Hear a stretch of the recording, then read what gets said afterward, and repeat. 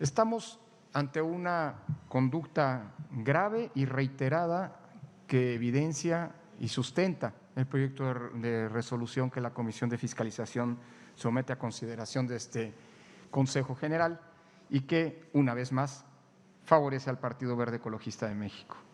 Nuevamente, como en el año 2015, como aquí se ha recordado de manera insistente, se desplegó una campaña de proselitismo a cargo de personajes conocidos a través de sus redes sociales, justo en la veda, es decir, en el periodo de reflexión, en el periodo en el que la propaganda electoral por disposición de ley debe suspenderse para permitir ese periodo de reflexión a las y los ciudadanos de cara a la emisión del voto, con un abierto y claro propósito que no puede esconderse, que resulta evidente, diría yo: influir en la voluntad ciudadana en la víspera de la votación.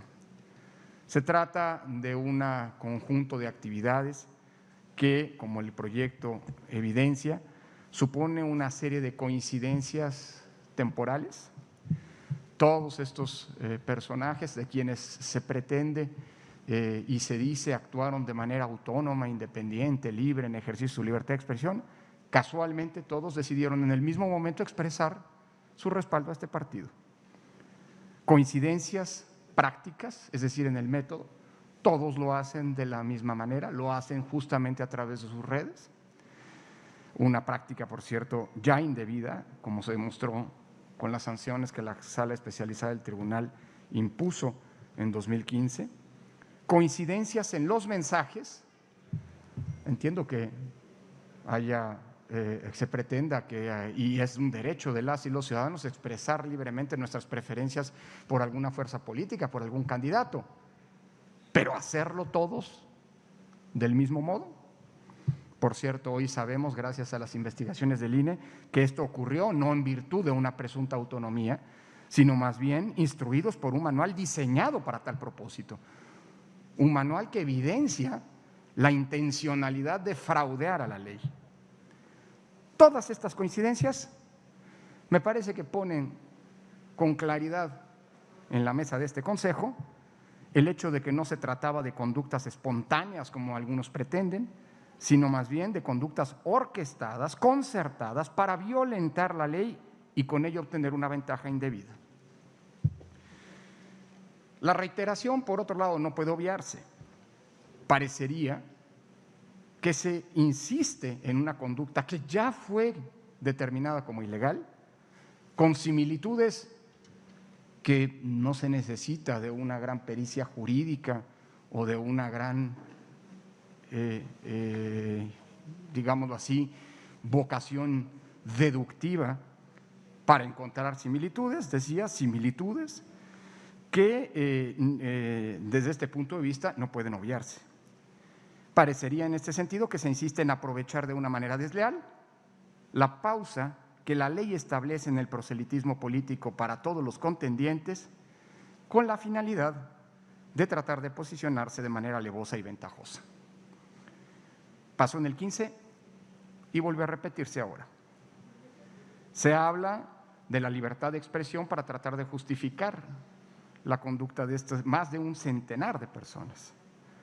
Pero las coincidencias mencionadas hablan de que no estamos ante expresiones autónomas y auténticas de ciudadanos, sino más bien personas que a cambio de dinero violaron contumazmente la ley electoral y vulneraron gravemente así la equidad en la competencia política.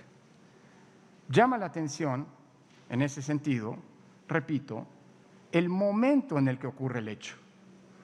Aquí se ha planteado que el atractivo de una oferta política propició esta coincidencia de determinadas personas. Y me pregunto, ¿y por qué si esta coincidencia efectivamente se dio, no ocurrió durante los periodos de proselitismo y ocurrió justamente en el periodo prohibido en la ley para hacer proselitismo político? No se necesita desde este punto de vista, me parece, mucho para comprender el engaño, el intento franco y abierto de fraudear la ley, porque estamos ante eso, un intento de fraude a la ley, de vulnerar las reglas del juego que han sido pactadas y que son conocidas por todos los actores políticos, y con ello actuar de manera desleal con el acuerdo democrático básico y fundamental que sustenta nuestro sistema electoral.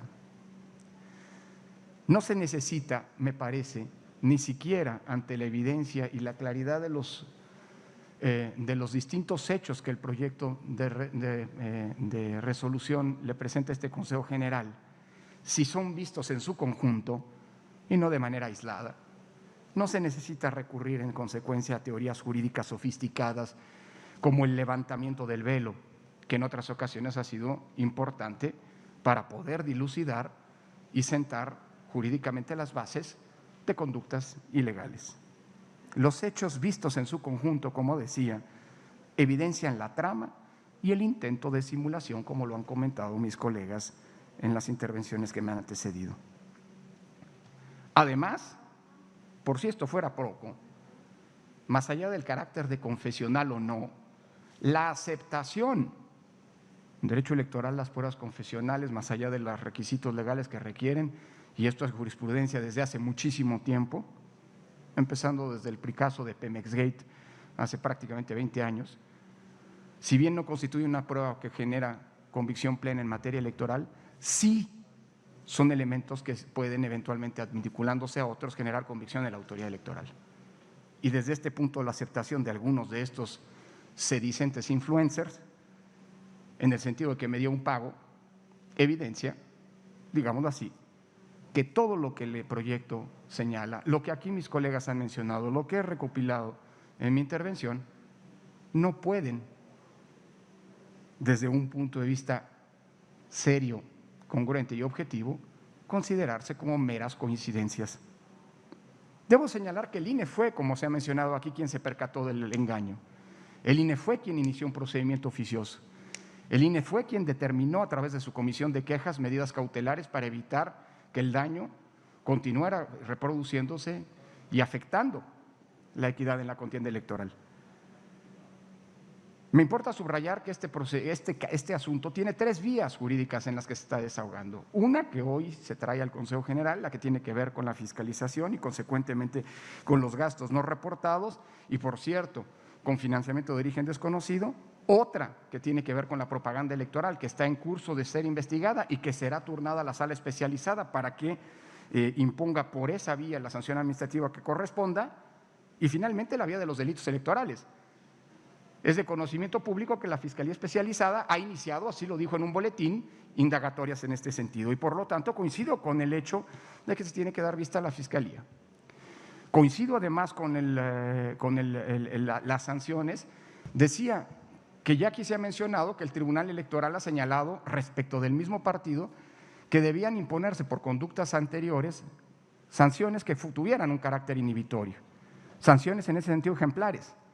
Y por lo que podemos ver, mirando hacia atrás, las sanciones que han consistido una y otra vez a este partido en reducciones al financiamiento público, administraciones de financiamiento público, han sido cuantiosas, como lo es la que hoy se propone.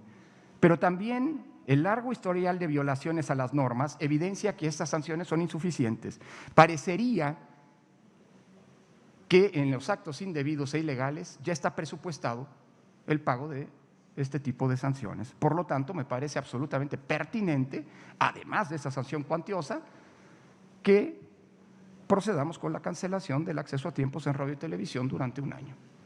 Con lo cual estamos escalando el grado de las sanciones y estaremos atentos a si esto en el futuro tiene un carácter inhibitorio como pretendió el Tribunal Electoral o no.